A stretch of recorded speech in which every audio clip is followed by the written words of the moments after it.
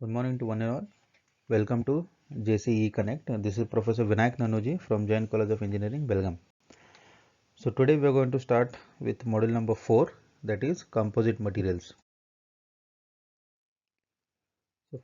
So first we shall see what exactly is a composite materials. So composite material can be defined as a combination of two or more constituent materials, that is individual materials, with different physical or chemical properties and which remain separate and distinct on a microscopic or macroscopic level within the finished structure. So in general we can say that composite material is joining or combining of two dissimilar materials. So whenever we want to join two dissimilar materials, we call it as composite materials. Alright, that is the reason why we write it here as different physical or chemical properties and which remain separate and distinct on a microscopic or macroscopic level. So the most composite materials are usually made up of two materials representing as matrix, which is also called as the binder, and reinforcement, which is called as the dispersed phase. So the matrix surrounds and binds together a cluster of fibers, particles or fragments of a much stronger material called the reinforcement. So the matrix is going to bind the reinforcement. So to understand it, we shall see some of the examples which will tell us how exactly a matrix and a reinforcement work. So the first example is of a concrete. So you all know that concrete is made up of cement and sand. So here cement acts like a matrix which is going to bind or which is going to combine all the sand granules. So here the sand granules act like an reinforcement and cement acts like a matrix. That is the difference. So the next one is RCC. RCC is nothing but reinforced concrete. So here concrete forms as a matrix and steel which acts as a reinforcement which has a very high tensile strength, enabling it to carry the tensile loads. So whenever we are going to build two-storied or three-storied buildings, so we use RCC which will contain concrete. Concrete is nothing but cement and sand, and then it also contains steel in it so that the load carrying capacity will be increased.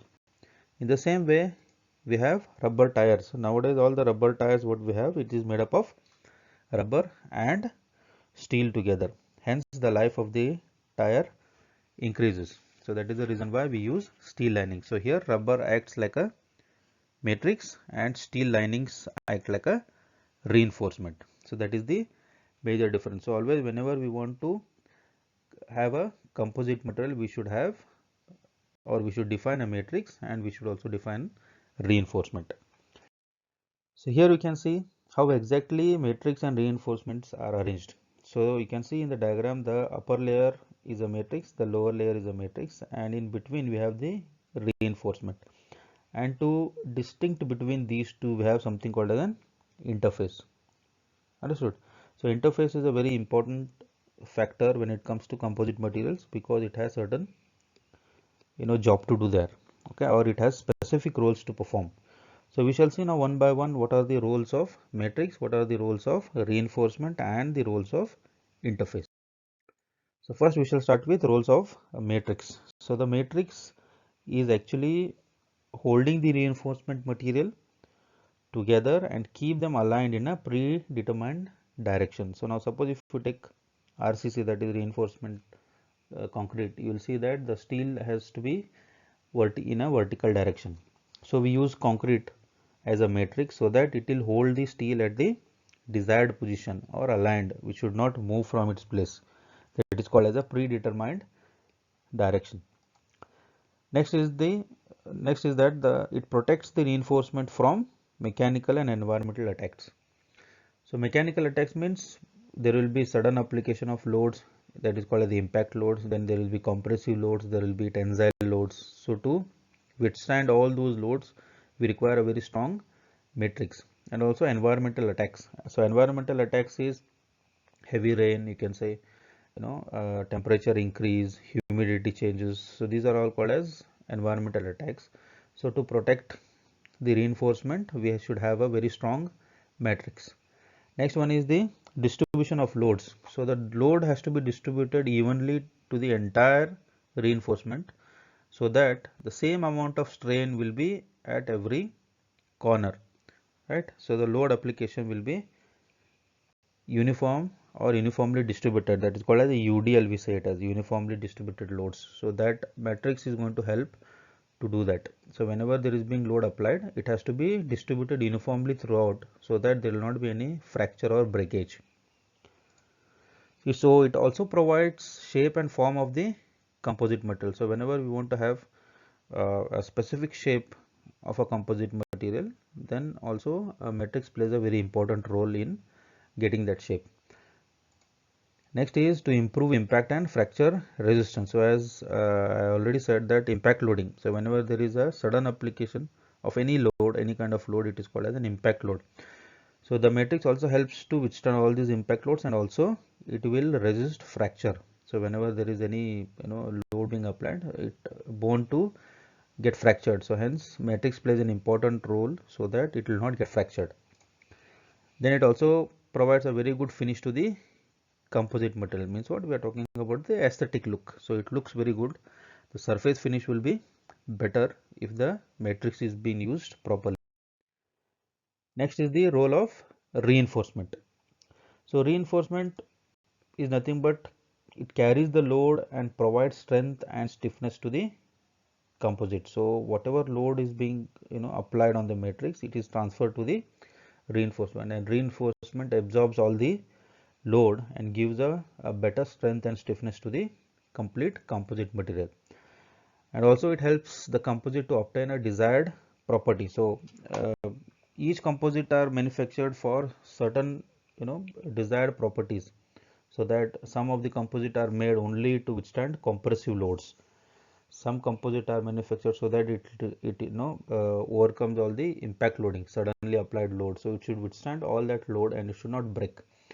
So the reinforcement helps in getting those desired properties.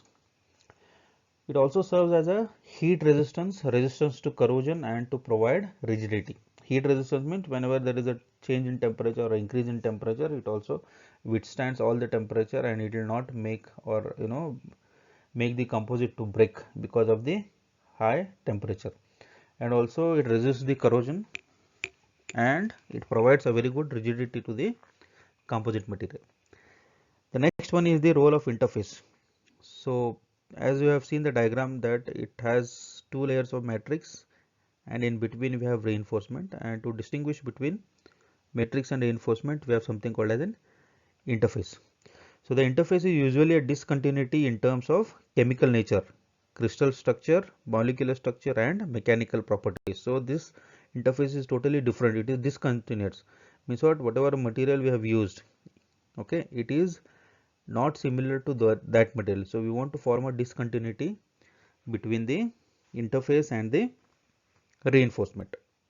So the matrix transfers the load to the reinforcement via the interface. So the load is being applied on the matrix, though the matrix will be taking all that load, and that load is transferred to the reinforcement. But before it transferred to the reinforcement, it will go through the interface. So the interface has to be very strong, so that it will give a very high strength to the composite materials. So most of the load will be withstood, or it will be taken by the interface, and then it transfers the remaining load to the reinforcement, and hence it will act in such a way that the composite becomes very strong.